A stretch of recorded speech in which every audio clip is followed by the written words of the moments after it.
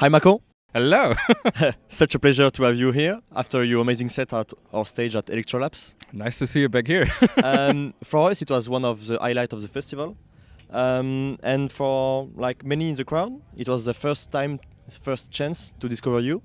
How did you experience performing on our stage and at this festival? It was first time in France? Yeah, it was my very first time being in France for like the performance side of things. Really enjoyed it. I enjoyed everyone attending the festival and giving me that enormous energy. I did not expect what happened on that stage. So yeah, it was a highlight experience for me as well. And I still remember the vibe that we had there and wish I could re-experience that like all the time later on as well. So you will be back in France? I hope so. I mean, that depends a little bit on you guys. We will manage something. For those who might be hearing about you for the first time, or who missed you at Electrolabs, how would you describe your musical style and vibe in few words? Yeah, so I would describe it like I started with that kind of hyper techno sound, and I came up with matching techno beats with like popular vocals and bringing back all those lyrical stuff, all the nostalgia that you may know from your past days. But right now I'm developing a little bit into that Eurodance type of thing where we are going into a bit more bouncy stuff, but still techno related, still nostalgia related. So I hope that makes it understandable for the people. Yeah. You talk about Eurodance and hard groove and trance, stuff like this. These genres have made a strong comeback in the recent years. How do you feel about this trend and where do you think it's heading? I think it's a really nice progression that like a bunch of old sounds are also coming back in that genre. So I have like a really big library of like old Silent One presets, which are now the best sounds to use for that genre. And I really feel we come like a full circle on that and can bring back the experiences that like a few of those really big older DJs have now and try to make it into something very new and exciting for the new audiences that are awaiting the dance floor right now. And it's quite fascinating to see how you fit into this movement. In your opinion, what is about this fusion of styles which exploded in the 90s and in 2000? Is that resonates with people again today? Do you think like music is like kind of a cycle? I think what fascinates the most people about that specific music style right now is like the vibe and the energy that is like reminiscent of what happened back then in the 90s and 80s, and all the people want to like re-experience this how like all the people were going clubbing back then, and so they are getting inspired by the old times, and what we can do is like try to get this vibe back and make it a little bit different from what we used to see back 10 years with like all the big EDM festivals. So yeah, I think that's the main reason. Is it the way you like producing music now, like being inspired by Absolutely music like made in the past? All the old stuff, and I look through crates from the old classic like house records or maybe even trance stuff and try to grab why people were dancing to that all the time and try to reimagine what it could be like making a song like this today. So yeah, that was my next question, because like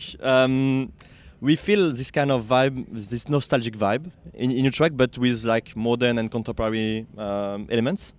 So yeah, how do you manage to combine these two elements to make your music more unique and more modern? I think it's pretty simple once you like really grounded yourself on that sound, because what I do is just like taking inspiration from all those old records and try to make it my own. Like I have my specific style and I know how to make my sound, and it's just taking the inspiration from there and do something with it, and in the end it sounds like what you guys can hear online. And speaking of fresh idea, what are you currently working on? Like we saw you just released a remix for Tiesto.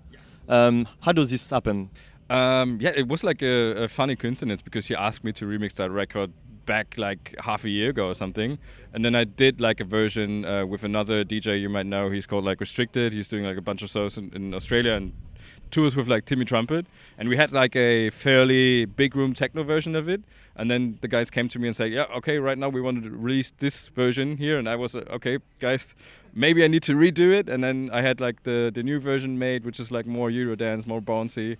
Yeah, that's like how things are going down at the moment all the time. So I have like a really big list of stuff that I want to touch on and maybe get inspired from.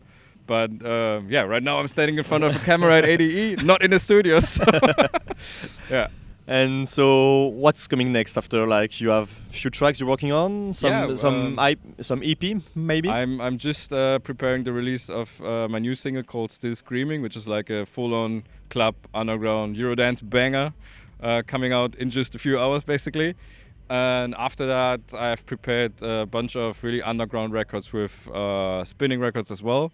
And I'm planning to have like a full EP early next year, but all the tracks are still made in progress. That's an exclusive for Guettapen. So. Yeah. You have a very engaged audience, both on stage and streaming platforms. How do you experience this connection with your fans, and does it influence how you build your sets or produce your music? That's a funny thing to mention, because like when all the hyper techno stuff started back then, I just produced music for that more streaming kind of way, because it was still like that kind of pandemic thing, and I didn't had any relations to what people might experience on a dance floor with that kind of music.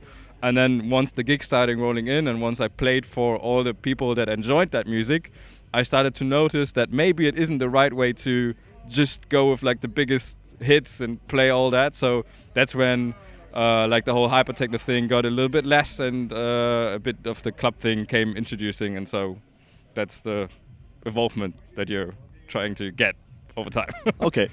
And yeah, the electronic music scene is like constantly evolving.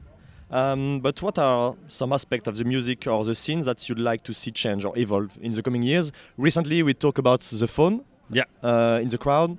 What do you think about it? Or I think that's a good topic. Like, I even attended like some parties here as well, and then I see like the big DJs come on, and all of the people are getting their phones out, and that keeps on distracting the guys from the moment. And then I attended some parties in Berlin where they like get deliberately rid of your phone and like place stickers on your camera, and that was such a different vibe of partying there, to know that no one is going to record you doing something and stuff. So I feel having this kind of more private and more in the moment vibe for future parties coming up will be a game changer when that is universal everywhere. And last but not least, if you have to give like advice to a young producer or DJ who wants to break into this current wave of music, what you tell them? I think that's a thing that I will like repeat the all day when people ask me that. The most important thing to keep track on when you are trying to make it in that scene anyway is to be as consistently you as you can. Like, imagine ripping someone off and being like somebody. No one needs like a second Marlon Hofstadt or a second DJ Snake or a second Macon. Yeah, no one needs that, but the world or the scene needs you and what makes you special. So be true to that, and then the rest will be golden, I guess. Well, thank you very much, Macon, and thank you so much for this little conversation, and we can't wait to see what's coming next for you. Can't wait either. Thank see you.